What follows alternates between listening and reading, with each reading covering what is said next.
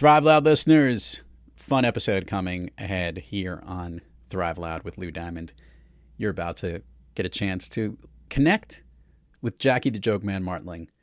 Jackie's been on the program before a long time ago when the episode was back in the single digits. That's over 800 some odd episodes ago. So we catch up with Jackie, hear what he's all about.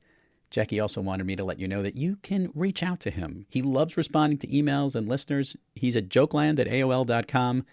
And he will reply back to you. Trust me, he will. He loves to stay connected with his fans.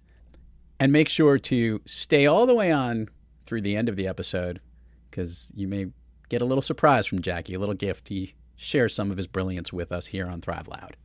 So sit back, relax, and enjoy this great episode with Jackie the Jokeman Martling. Oh, my childhood was typical. Summers in Rangoon, luge lessons. In spring, we'd make meat helmets. When I was insolent, I was placed in a burlap bag and beaten with reeds. Pretty standard, really. At the age of 12, I received my first scribe. At the age of 14, a Zoroastrian named Vilma ritualistically shaved my testicles, as bald as the top of Lou Diamond's head. There really is nothing like a shorn scrotum. It's breathtaking. Much like Lou Diamond's head. I suggest you try it. Would you like to learn from those that are taking their lives, their businesses, and their passions to the next level? Best-selling author of Speakeasy and master connector Lou Diamond is here to connect you to some of the most inspiring and amazing people on this planet. Get ready to thrive loud with Lou Diamond.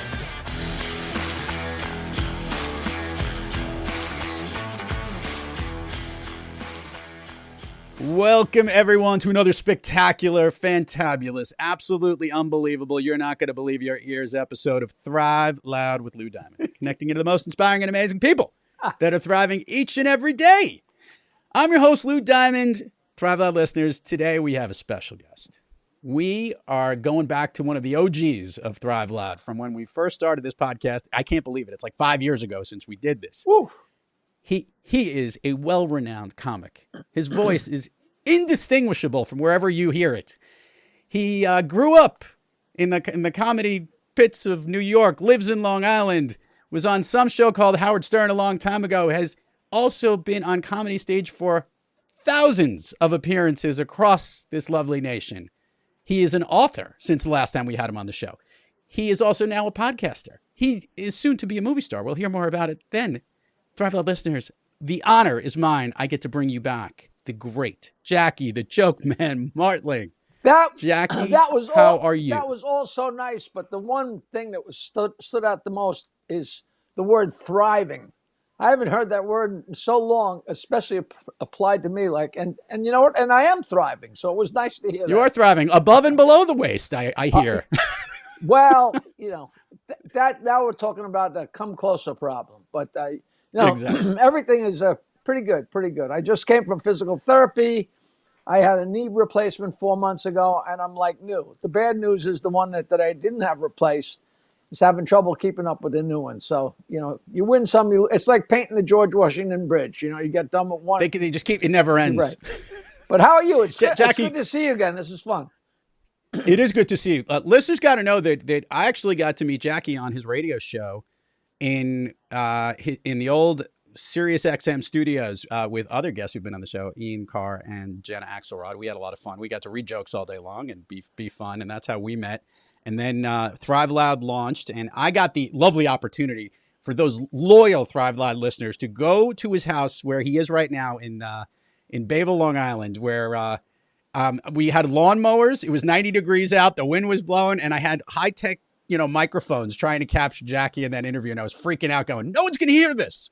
Everybody heard it. It worked out great. I'm a loudmouth, so of course they heard it, Okay, I want to catch up with you. Share with everybody what's going on in Jackie right now.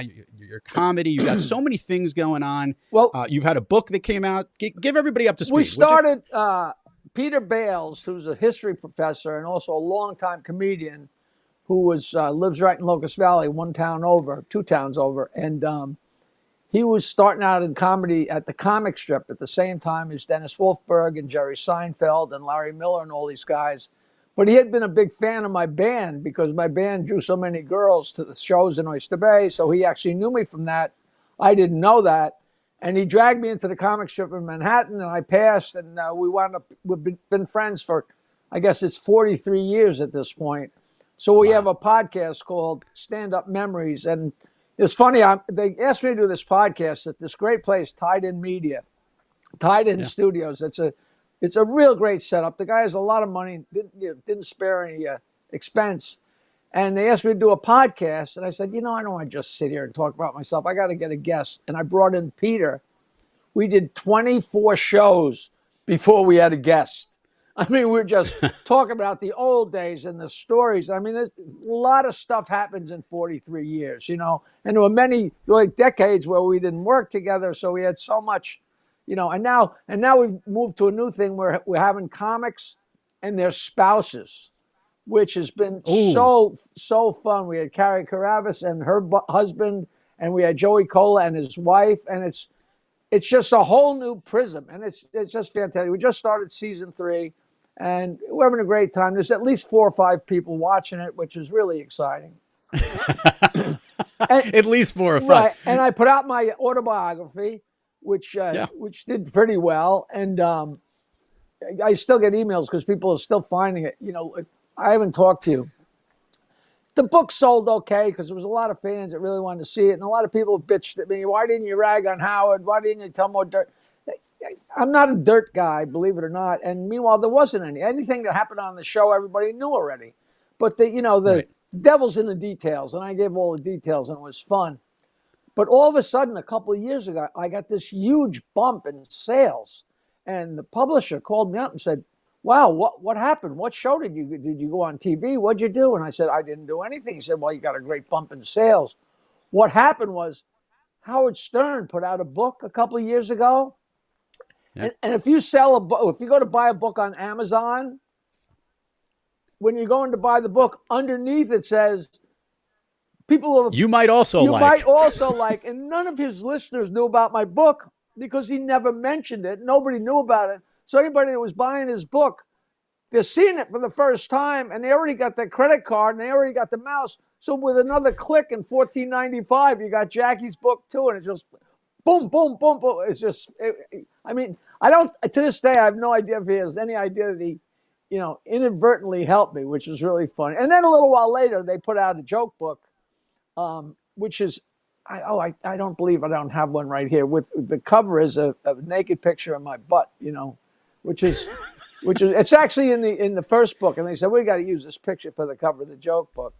So that book's been out, and and I sell them at shows, which is really fun. People love to get your autobiography signed by the author. It's fun, and I'm still doing shows. I'm doing a lot of these podcasts, and people say, "Oh, thanks for doing my podcast." I'm like, come on, you asking me to sit down and talk about myself? I do that when I'm not plugged in anywhere.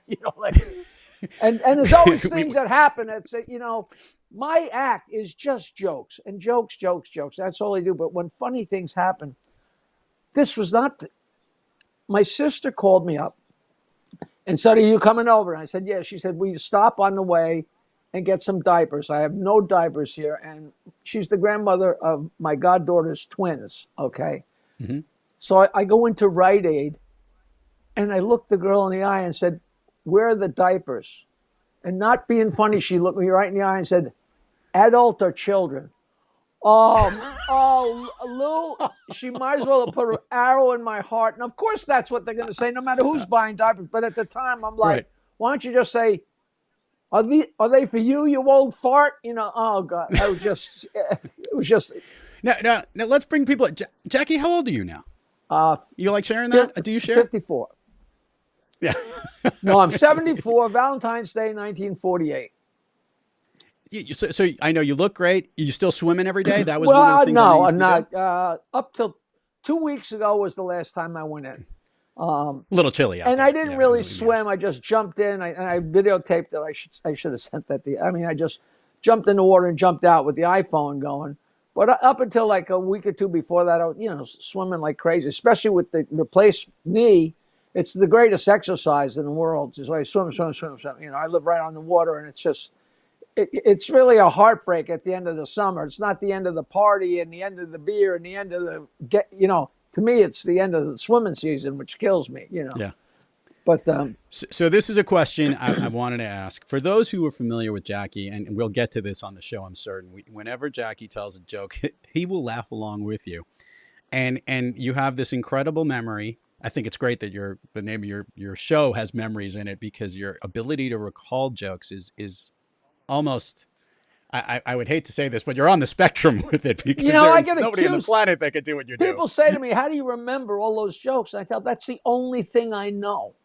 There's plenty of room up there. I got no, I used to say to my wife back when I was married to Nancy, I'd say, "What's your mother's phone number?" And she'd get incensed. She said, "Jackie, you know a billion jokes, and you can't remember 7 digits of my mother's phone number." And I couldn't say, "Well, your mother's phone number won't get me laid." I couldn't say that. But that's what sticks. I took French for 4 years in high school, and I failed. It just doesn't stick. But the jokes have always stuck. I mean, you start to lose them. I mean, I remember every joke, dirty or clean, ever. But slowly but surely, sometimes they just don't. It's like remembered somebody's name as you get older. I'm at the point now. I'm 74. Somebody said, "Why did the chicken cross the road?" I'm like, God, I used to know that one. But this is the question. Do you still find the jokes as funny as you do? Because that I don't think has changed. I think you literally do believe that they're as funny as they are. Yes? I have always enjoyed them. A lot of them I remember who told me or where I was when I heard it. But, you go back in your memory when you get interviewed and stuff like that. I worked at a country club from 1962 to 66. I was the head busboy at Piping Rock Club, which is right here next town over, Locust Valley. And it is the most blue blood club in the country. I mean, the Kennedys couldn't get in because they were Catholic, that kind of thing. It was this snooty club. But it was great fun. And I was the head busboy. And we didn't do that much. We hung around. We brought up the buffet. We didn't clean dishes. We brought up the buffet with the roast beef and the Yorkshire pudding and everything, and we cleaned up. But I was the head guy, so for the most part, I'd just be telling the guys what to do. And there was a Dutch pantry man who was just so quiet and and he was the funniest guy in the world. And I would stand there and tell him jokes, and he never, ever, ever laughed. And the more jokes I told him, I would have to laugh to fill it in. I don't know if that's consciously what happened or how the genesis, but the dishwasher, Bill Varicchio, would say, "Come on, let's go get him going." I walk over and say, "Jake, you want to hear a joke?" And he'd fold his arms and I tell a joke. And he'd say like, "That there's a good one." Oh, Jackie, I laugh. And would just make us crack. And to this day, I wonder if subconsciously I'm laughing at Jake not laughing, Right. But you know what? That's You're awesome. in a barroom, you tell a joke, I get a kick out of them. When I tell somebody a joke, my goal is to make you laugh so like I just punched you in the stomach. If you guffaw and double, I mean, that's my goal. And people say, "Why do you tell dirty jokes?" Because dirty jokes just evoke a much, much bigger reaction, and jokes are all about tension and breaking the tension. And people say, you don't laugh at your own, but I always have. It's harder for me to not laugh. And it's crazy because if you want to be a comedian, there are 2 hard and fast rules about comedy. You don't tell old jokes and you don't laugh at your own jokes. And that's all I do is tell old jokes and laugh. But I'm not a comedian. I'm a joke teller. It's a different, Right. People say, "Oh, you didn't write those jokes." I say, "Well, you go to see Hamlet. Do you stand up and yell, 'You didn't write this crap'?" I mean, that's, it's a performance. And I just get a kick out of it. Just. With regard to this is actually something I thought about, because you're right. You are a joke teller, and comedy and humor has hit such a politically correct, difficult time. I mean, it is hard to say certain things, but the purpose of going to these things is to laugh, right? We even joked about it at the Oscars earlier this year. Like, here was Chris Rock saying something that he thought was funny, and it turned out to be a disaster. Right. From your perspective as to what's going on in comedy, one, has it changed the way that you tell jokes at all? Or two, have you seen a difference in the way that comedians I perform? kind of tapered off a little with how outrageous I was as far as all the ethnic and this, that, and the, now I have a section in my act where I hit everybody rapid fire. A Jewish joke, a Catholic joke, a Mexican joke, a dwarf joke, a lesbian joke. Boom, boom, boom, boom, boom, boom, boom, and then But that's instead of stretch out around my act. That's a hunk, and that's like to paint the picture of if you don't think these are just in fun. Anybody who sees somebody just told me the other day. A girl said, when I watch you, I think if somebody else was telling these jokes, I wouldn't like them because sexy and poop and whatever like that. But when you do it, she says you get away with it, and I'm like, well, the whole idea is you're selling it. It's like if you go to a movie, either you buy the character or you don't. I hate talking about comedy because the minute you start discussing comedy, it ceases to be funny. Do you know what I'm talking about? Like, if they Yes. sit down, Jerry Lewis or Steve Allen starts talking about what makes people just shut up. But I've always done it the same. Sometimes some things I don't laugh at because it doesn't need it. Like it's very calculated.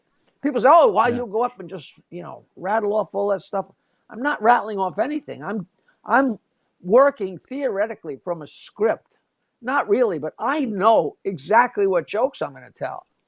There's a good chance that's not the jokes I'm going to tell, but I have a script that, I might have made this on your show, said this on your show already, but people say, how do you remember all those jokes? I say, all right, I leave Oyster Bay and drive to Manhattan. How do I remember to drive past all those exits?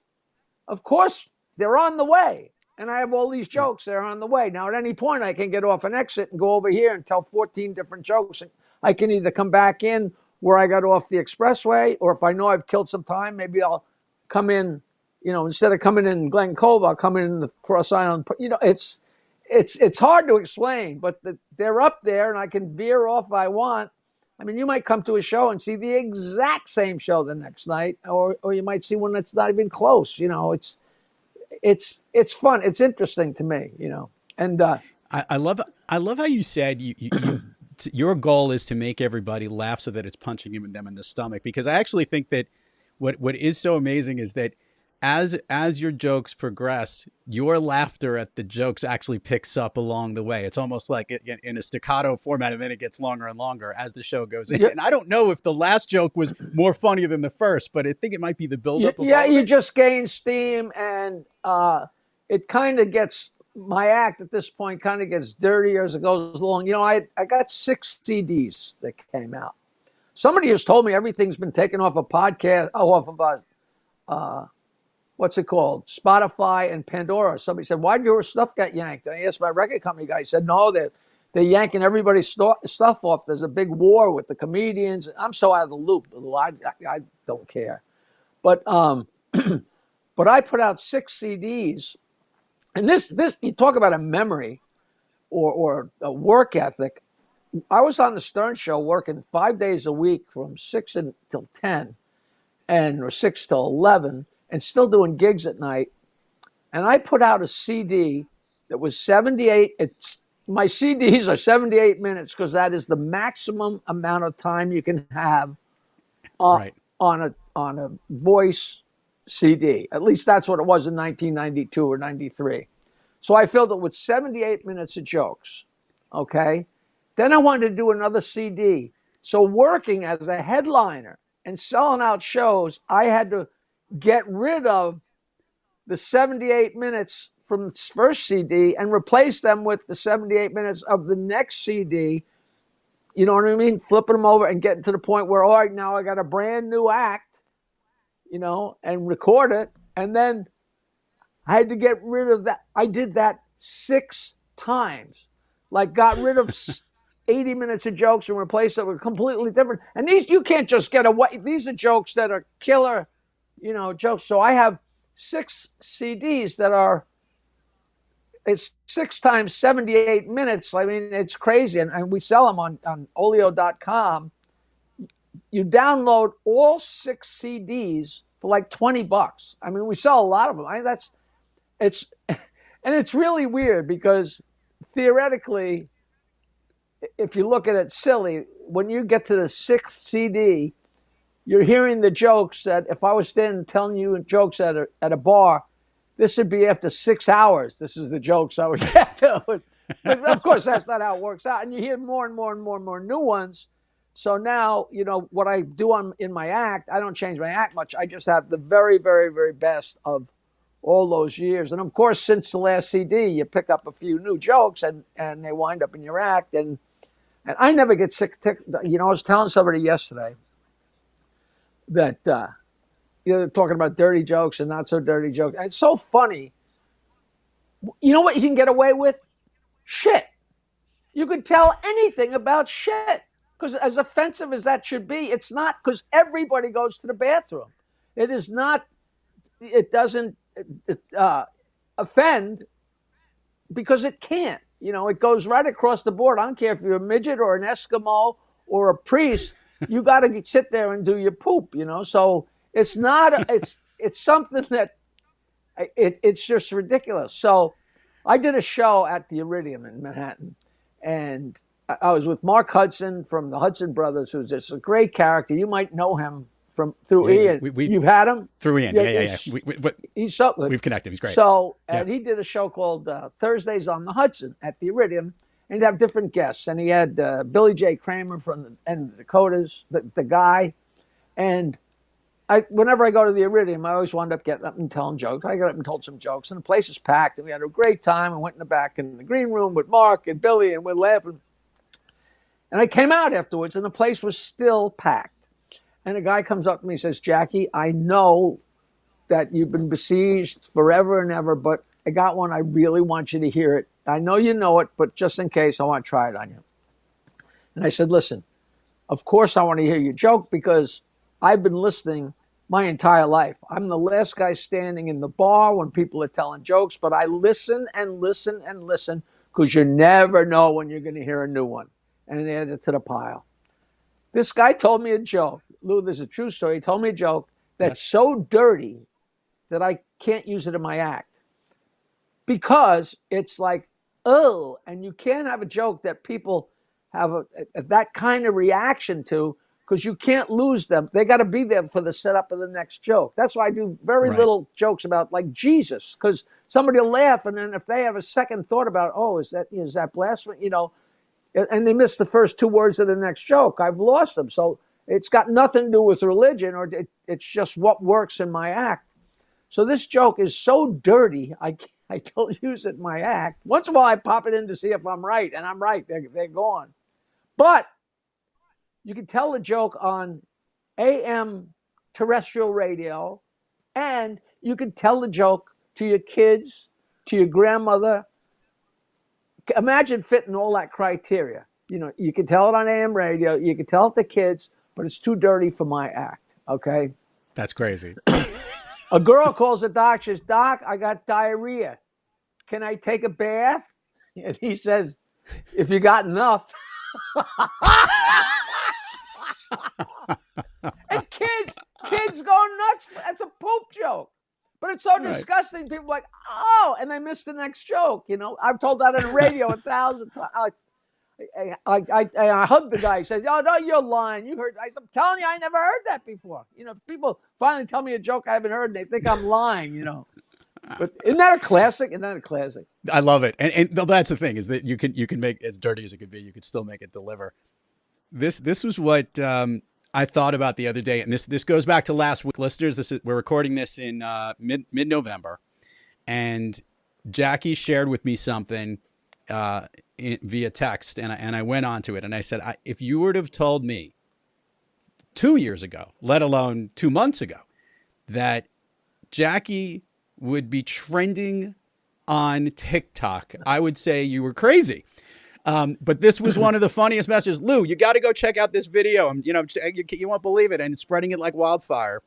For the record, I didn't even need to check it out. I went on to TikTok and it came to me because that meant that I was obviously in the worlds that we associate with. Now, see, but I how know, crazy is I that? know nothing about TikTok. That TikTok thing, I never did it. I don't know anything about it. And years ago, a guy, when you're in the radio business or any show business, whatever, nobody leaves.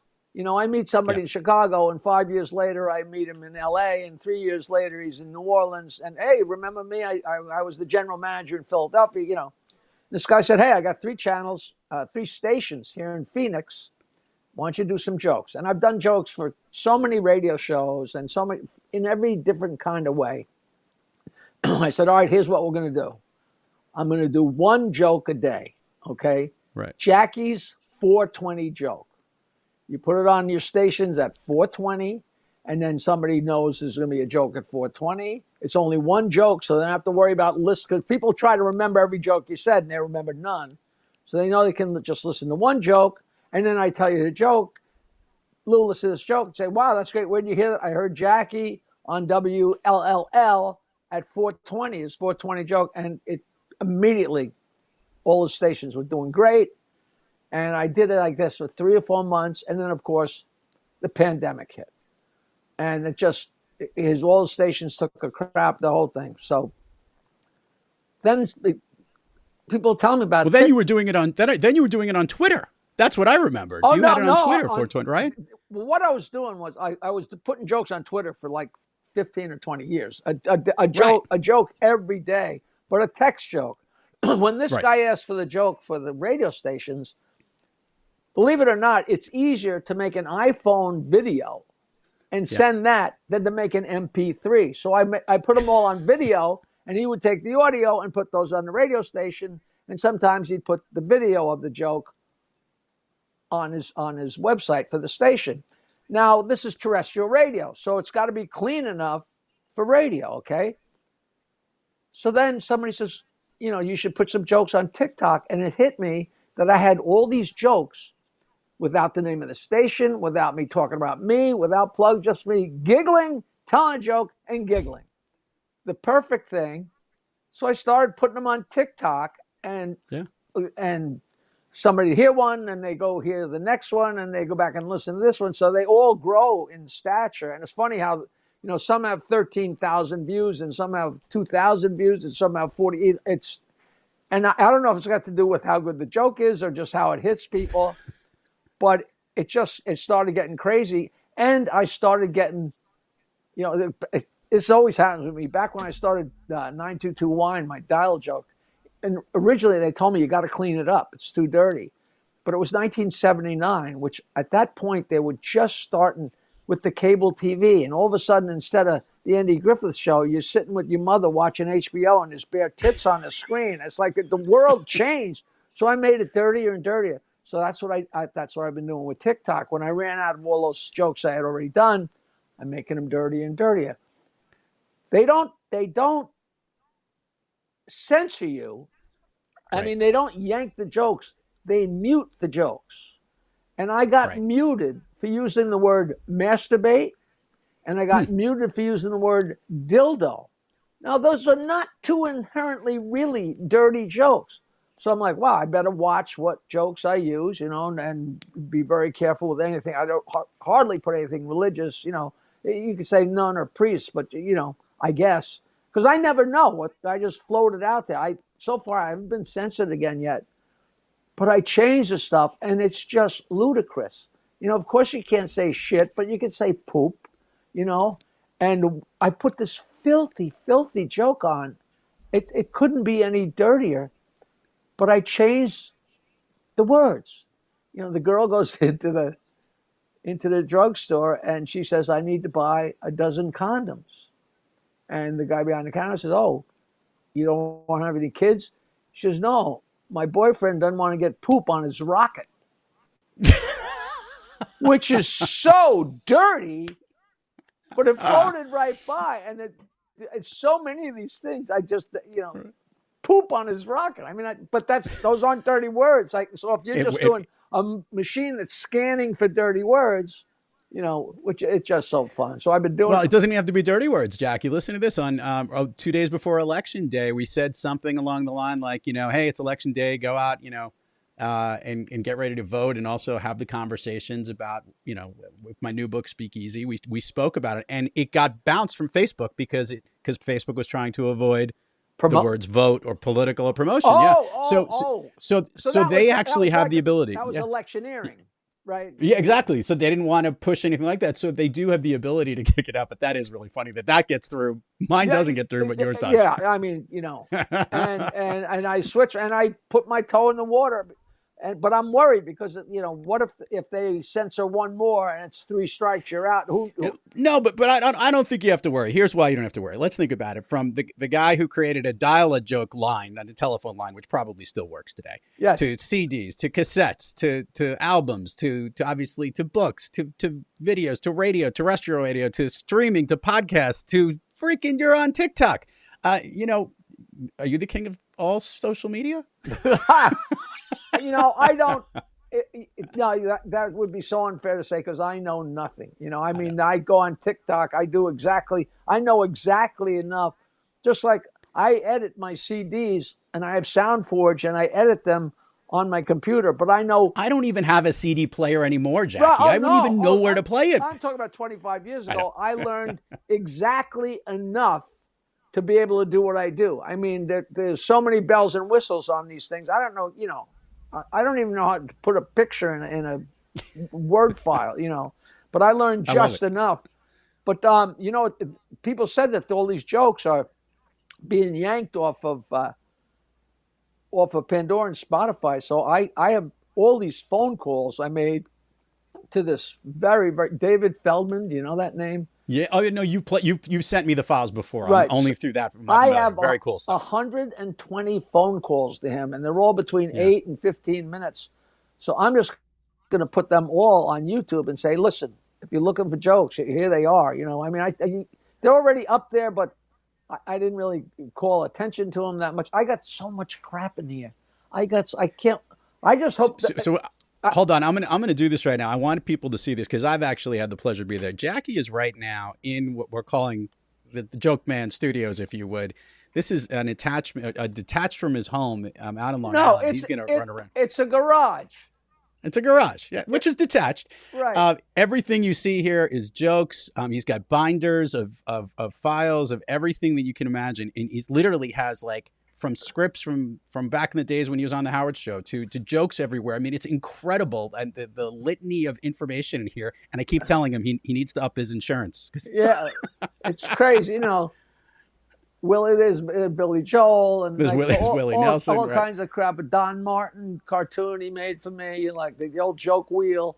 All kinds of crap here. The Aristocrats poster, and I put that there for fun. Look at that. That's my old music trunk, right. Like from my band and from BAB and Use Your Finger and all this crap. All this stuff. It's like a lifelong journey of all the fun stuff you do.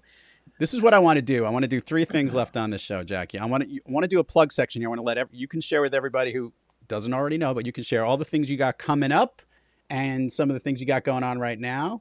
We're going to do an abbreviated version of Fun Street and then an extended version of Jackie's Fun Street, where I'm going to let you kind of take the mic here. So share with everybody what's going on with you, things you got on the docket. This is national, right? Anybody can see this. You have everywhere. This is global here at Thrive Loud. We don't mess around, Jackie. Okay. There is it is an old racetrack, a dog track that they had to convert.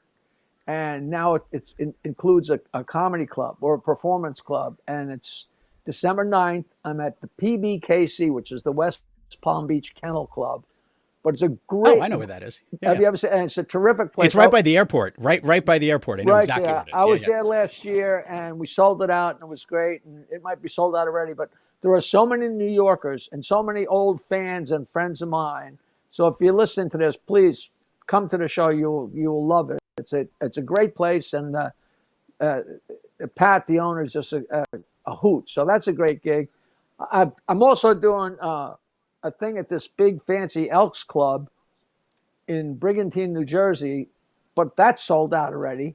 What am I doing? I'm doing Uncle Vinny's Comedy Club, the December 27th between Christmas and New Year's. Dino that owns Uncle Vinny's. We go back, 20.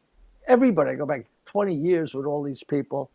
I still have my 516-922 wine. It freaks people out. I did a podcast last night. And we all went out to dinner, and these guys are saying, "Yeah, I used to call that in the '80s. I used to call that in the '90s. I used to call that." I'm like, it's still going. They couldn't believe it. They just couldn't believe it. But in my heart, I couldn't get rid of it. But the story of that alone, I mean, at one point we're getting between 5 and 20,000 calls. There was no way to gauge how many, but that's a whole long story about the 10 lines, and the 10th line only went off if but that was really crazy. So 516-922 wine, which is so great. When I first did it, it was to promote the comedy club that we just started a couple of, not even a club, it just started a show at a bar and a restaurant on Long Island.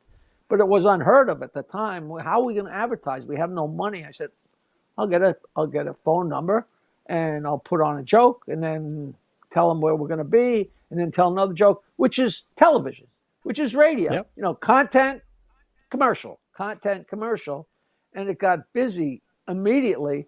And some guy, and this was very early on, after it had only been a couple months, this guy said, it was so funny. He said, I used to come in I changed it every day. Me and my future ex-wife changed it every day.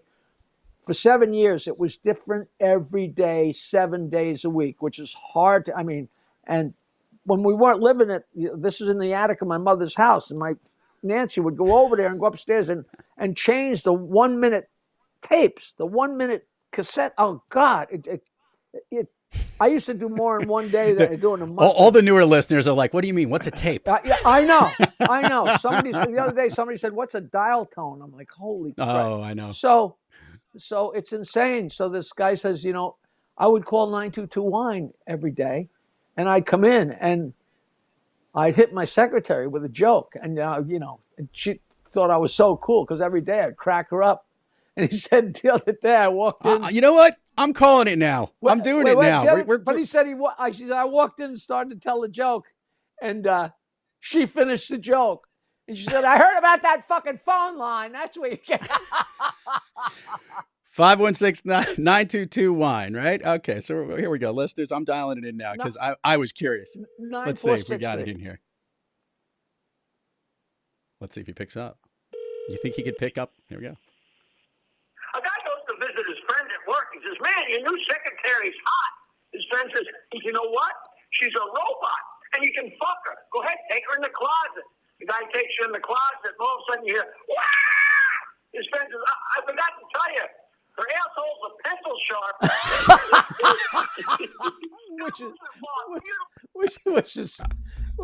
That's a great pick-me-up at lunch, I love it. All right, so we're going to do an extended version of Fun Street here. My version first here, which will be real quick. I'm going to ask you a couple of quick questions. These are first things that come to your mind, just to get this, because we never did this with you in the first time on the show. And then I'm going to give you the microphone, and the listeners will understand. Okay, so Jackie, what do you have an all-time favorite movie? What is like your go-to when you say what's your favorite movie? Yeah, but I'm a bore because I just say Godfather too. But yeah, that's okay. That's the most common one on the show. If I say anything else, I'd be lying. Okay.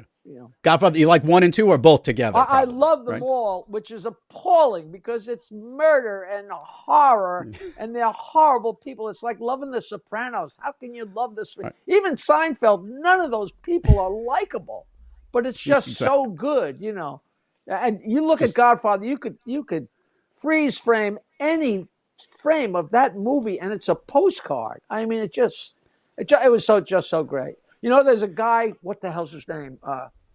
Lou Martini Jr.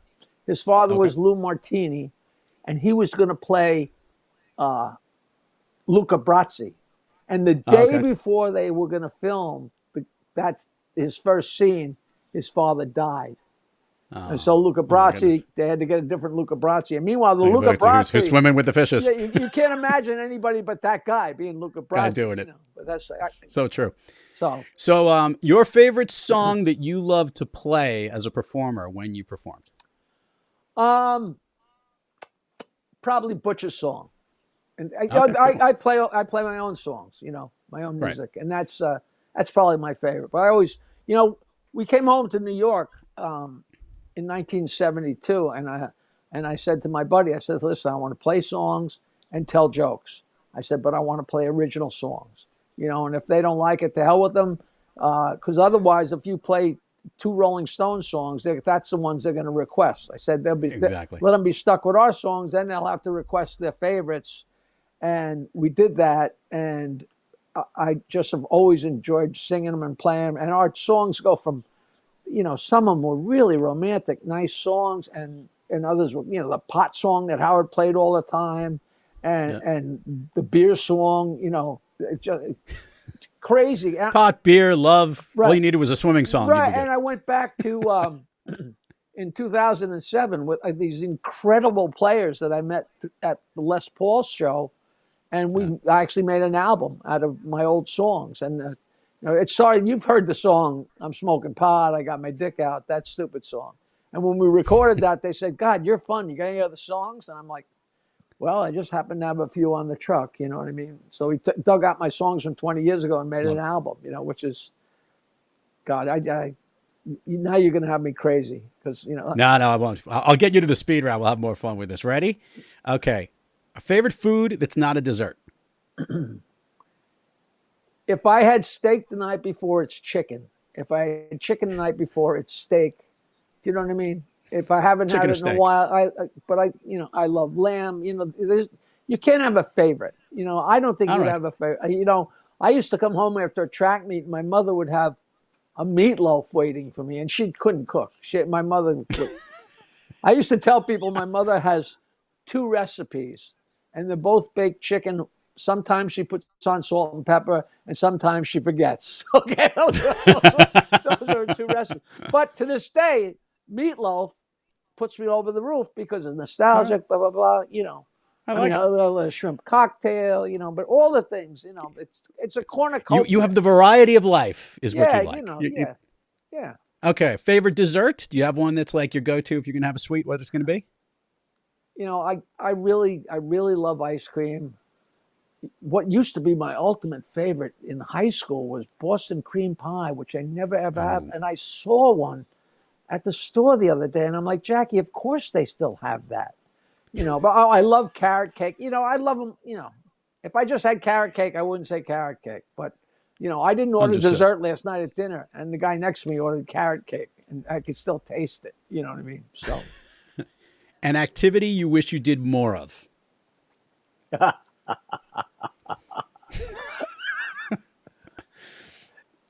An activity you wish you could still do more of? No. I just said you wish you could do more of. Whether you could still do it or not doesn't make a difference. I haven't played baseball in forever, but that was, Oh, I just okay. loved it, but I haven't played it in so long, so I can't say I wish I could do it more, What position did you play?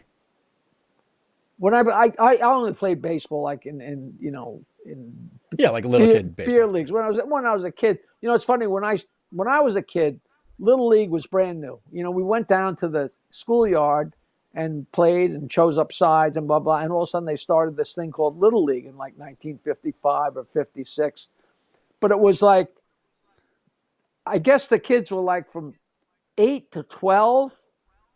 I forget, but it was so funny because if you were 8 years old, you played the outfield, and when you were 10, you played the infield, and by the time you got to be 12, then you were pitching. You could be pitcher, right? It was so ridiculous You moved because up. the difference between an 8-year-old and a 12-year-old is absurd. A lot. Oh my goodness. So, an activity that you wish you did less of, something you do that you wish you didn't have to do a lot of. Well, the things I wish I could do less of, I avoid. Like like bringing down the wash and stuff like that.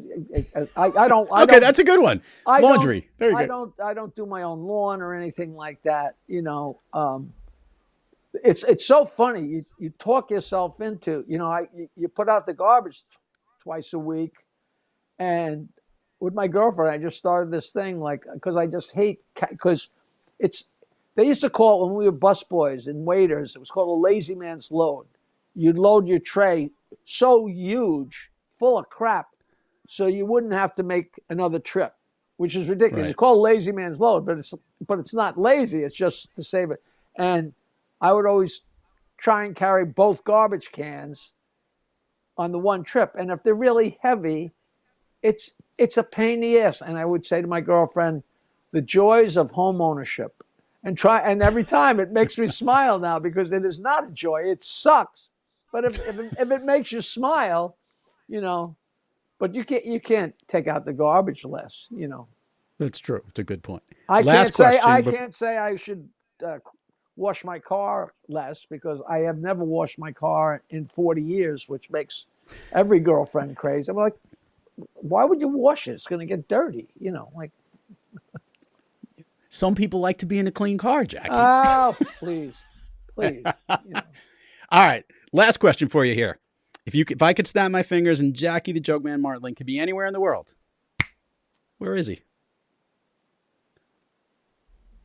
I'm so tempted to say right here, but that's kind of boring. Okay. But on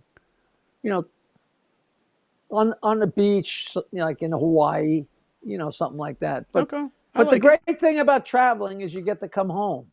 I love sitting here in my office. Like I with my knees, I can't ski anymore.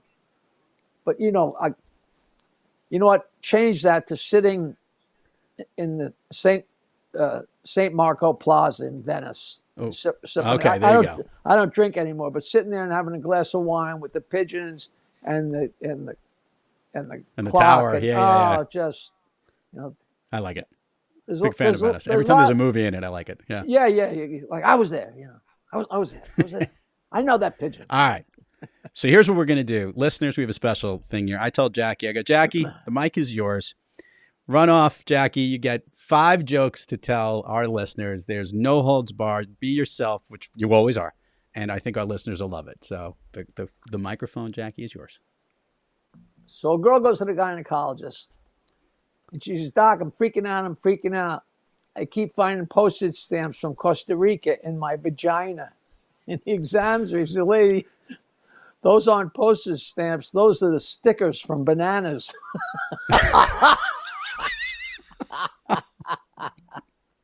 His joke, I told this to Paul McCartney. The guy goes for a job interview, and the interviewer says, what do you think is your biggest fault? The guy says, I think my biggest fault is my honesty. The interviewer says, I don't think honesty is a fault. The guy says, I don't give a fuck what you think. A lady goes to the drugstore. She says to the pharmacist, I need to buy some cyanide to kill my husband. Lady, I can't sell you cyanide to kill your husband. You'll go to jail. I'll go to jail. You're crazy. She reaches her purse, takes out a picture, hands to the pharmacist, picture her husband fucking the pharmacist's wife. He says, you didn't tell me you had a prescription. So a guy sits down at the luncheonette counter and he says to the waitress, I want a bowl of hot chili. She says, I'm sorry, sir. The guy next to you got the last bowl. He looks over, the guy next to him is just about done eating. His chili bowl's still full. You going to eat that? He says, no, you want it? He says, yeah. He says, help yourself. Thank you. He takes the chili bowl, starts eating. He gets about halfway down and his fork hits a dead mouse. And he pukes the chili back in the bowl. The other guy says, yeah, that's about as far as I got to.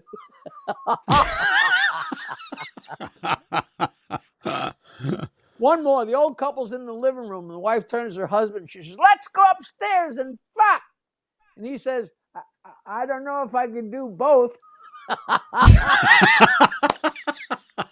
So there's 5. That's 5 good ones. I love it. 5 good ones. Jackie the Joke Man Martling never disappoints. Jackie, so great to see you. Everyone, we're going to give all the links for his podcast, his show, the dates of his events, and I'll even give a plug.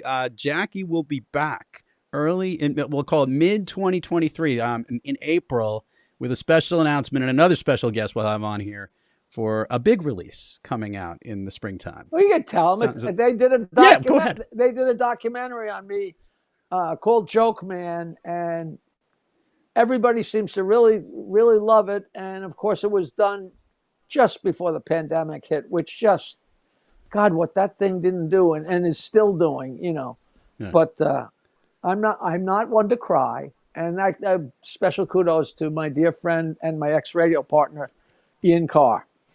Okay. Yes, who's been a guest on the program, and we'll have both of them on, maybe with a special guest star too as well, bringing the band back together. Getting the band back, I love that. With that, Jackie, thank you so much for coming on Thrive Loud. Thank you, Lou. It was great. Have a great weekend, even though it's a long ways from now. It feels like a weekend right now. It's always a weekend. It's always a weekend. To all our listeners out there, thank you for joining us. Until next time, keep moving onward and upward. And remember, be brief, be bright, be gone. You've been listening to Thrive Loud with your host, Lou Diamond. Check us out on the web at thriveloud.com and follow us on Instagram, LinkedIn, Twitter, and Facebook at Thrive Loud. And check us out on the Good Pods app at Thrive Loud, where you can follow, listen, and connect directly to Lou and all of the Thrive Loud episodes.